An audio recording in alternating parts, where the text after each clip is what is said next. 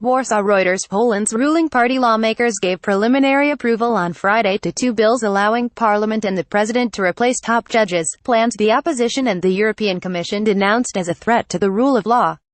People gather in front of the presidential palace during a protest against judicial reforms in Warsaw, Poland, November 24, 2017. REUTERSKacper Pempel Once finally approved and signed into law by the president. The bills would likely deepen the right-wing government's standoff with the EU, potentially reducing the flow of EU development funds to Poland.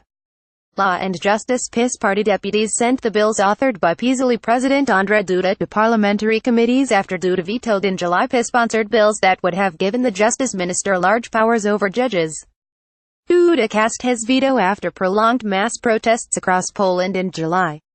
Several thousand people in more than 100 cities protested the bills again on Friday night, although the demonstrations fell short of the mass summer rallies. I do not suppose that something will change in the way the authorities act, because these authorities are not listening to the people, said 29-year-old Jakub, a company worker who did not want to give his last name. But we are here to show that we will not agree to everything. We will not agree to laws which lead to us leaving the European Union. In November, Duda and PiS reached an agreement on the shape of the judicial reform, according to which Parliament will need a 3/5 majority to appoint new members of the National Council of the Judiciary (KRS), a key panel that appoints judges in Poland. Jarosław Kaczynski, leader of the ruling party Law and Justice, attends a parliament session in Warsaw, Poland, November 24, 2017. Agencja Gazeta Sławomir Kaminski via Reuters. Details of the judicial reform bills are expected to be revealed on Tuesday, and PiS has said all work on them could be finished in December. The PiS currently has an absolute parliamentary majority, but not a 3/5 one. Overhaul. The Eurosceptic PiS says reform of the judicial system is needed because the courts are slow, inefficient and steeped in a communist-era mentality.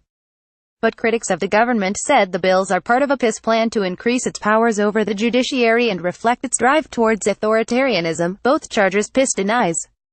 Will this demolition speed up court cases?